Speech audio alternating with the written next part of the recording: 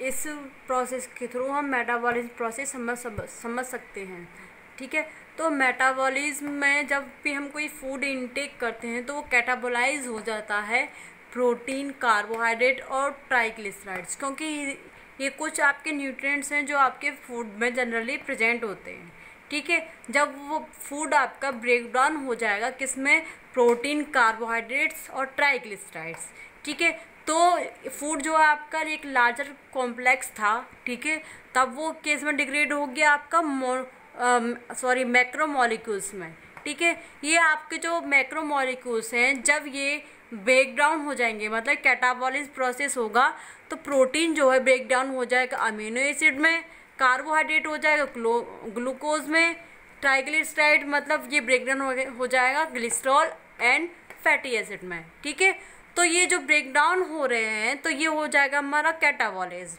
ठीक है, अब इन्हीं के जब प्रोटीन अमीनो एसिड में क्या हो जाएगा, ब्रेक डाउन हो जाएगा, तब कुछ यहाँ पे एनर्जी रिलीज होगी। ठीक है, यहाँ पे एनर्जी प्रोड्यूस हो जाएगी। ऐसे ही जब ग्लूकोज का ऑक्सीडेशन मतलब फर्दर वो सिंपलर फॉर्म में कन्वर्ट होगा या उसका डिग्रेडेशन होगा, तब यहाँ पे भी एनर्जी प्रोड्यूस हो जाएगी। ऐसे ग्लिसरॉल, फैटी एसिड से भी हमें एनर्जी प्रोड्यूस होगी। तो इस तरह से हम कैटाबॉलिज्म को बोल सकते हैं, it is a degradation process and production of energy process.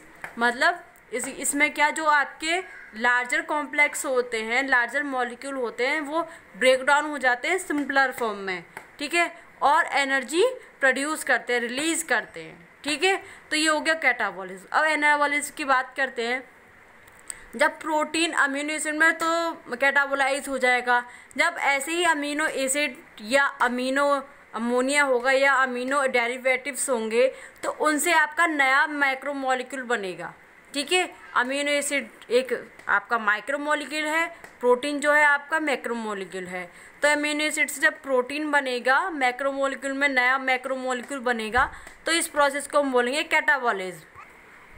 ऐसे तो यहाँ पे जब अमीनो एसिड से आपका प्रोटीन बनेगा तो यहाँ पे नया मॉलिक्यूल बनाने के लिए एनर्जी की रिक्वायरमेंट होगी। ठीक है, एनर्जी की रिक्वायरमेंट होगी मतलब यहाँ पे एनर्जी कंज्यूम हो जाएगी या यूटिलाइज हो जाएगी। ठीक है, तो जो एनर्जी प्रोड्यूस होगी वो कैसे होगी, एडीपी से यहाँ पे एक और फॉस्फेट ग्रुप ऐड हो जाएगा, इनऑर्गेनिक फॉस्फेट, तब आपकी एटीपी बनेगी। इस तरह से रिलीज होगी।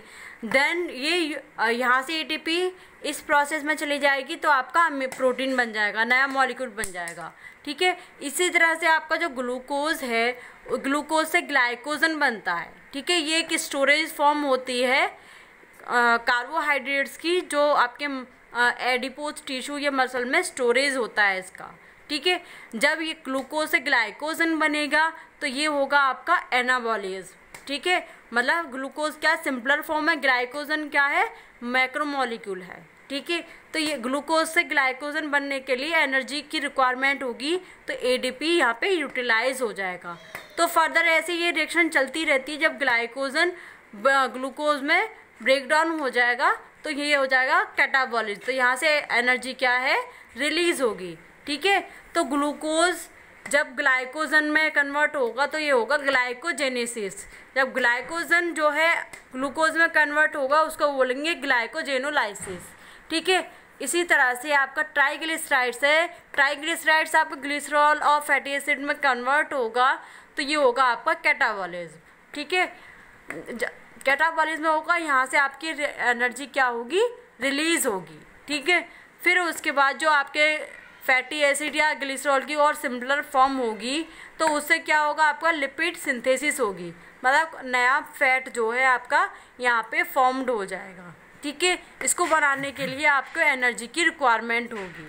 ठीक है, तो ये हो गया हमारा मेटाबॉलिज्म प्रोसेस। ठीक है, इस तरह से एनर्जी का प्रोडक्शन और कंजप्शन। ठीक है, तो अब यहाँ पे मैंने कुछ कैटाबॉलिज्म देखो ऐसे बनाया है कि प्रोटीन जो है अमीनो एसिड में ब्रेक डाउन हो रहा है तो ये कैटाबॉलिज्म हो गया। ये फर्दर इसका जो सीक्वेंस चलता रहेगा, ऐसे स्टेप वाइज जो रिएक्शन है मेटाबॉलिज्म की वो चलती रहेगी। देन ये जो अमीनो एसिड है वो फिर से ब्रेक डाउन हो जाएगा अमीनो और अमीनो डेरिवेटिव्स में। तो इनसे जो भी आपका with the help of ATP molecule, energy की वजह से, तो आपका नया मैक्रो मॉलिक्यूल बनेगा, वो होगा प्रोटीन। ठीक है, जब किसी कंपाउंड का ब्रेकडाउन होना वो कहलाएगा कैटाबॉलिज्म, और क्या रिलीज होगी उसमें, एनर्जी, या किसी कम सिंपलर फॉर्म से, ठीक है, नया मैक्रो मॉलिक्यूल का बनना, ठीक है, वो कहलाएगा एनाबॉलिज्म। इसमें क्या होगी, एनर्जी कंज्यूम होगी। ठीक है, नेक्स्ट है कार्बोहाइड्रेट, किसमें कैटाबोलाइज हो जाएगा, ब्रेकडाउन हो जाएगा ग्लूकोज में। ग्लूकोज किसमें, कार्बन डाइऑक्साइड और H2O में। ठीक है, तो जब इनसे क्या बनेगा, आपका ग्लूकोज बनेगा। यहाँ से ये ब्रेकडाउन होने के लिए एनर्जी रिलीज होगी, और इन सब से बनने के लिए जो ग्लूकोज को रिक्वायरमेंट होगी एनर्जी की। ठीक है, ऐसे ही आपका फैट है, फैट आपका ब्रेकडाउन हो जाएगा फैटी एसिड में, फैटी एसिड से एसिटाइल कोएंजाइम में। ठीक है, एसिटाइल कोएंजाइम से बनेगा आपका न्यू मॉलिक्यूल, वो होगा फैट, या मतलब कोई न्यू फैटी एसिड या लिपिड। ठीक है, तो इस तरह के प्रोसेस में आपके इसको होल प्रोसेस को हम बोल सकते हैं मेटाबॉलिज्म। इसमें आपके दो अपोजिट मतलब प्रोसेस है, कैटाबॉलिज्म और एनाबॉलिज्म। ठीक है, तो सिंपलर वे में आपको मैंने बताया जो भी आपके बायोकेमिकल अल्ट्रेशन होंगी, बायोकेमिकल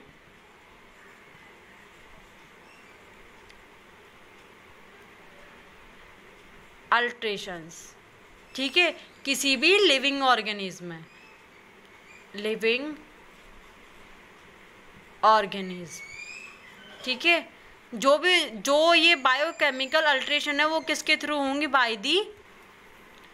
बाय एंजाइमेटिक एक्शन, जो एंजाइम के एक्शन के थ्रू होंगी। ठीक है, तो जब ये बायोकेमिकल अल्ट्रेशन होंगे तो इसमें क्या होगा, एनर्जी रिलीज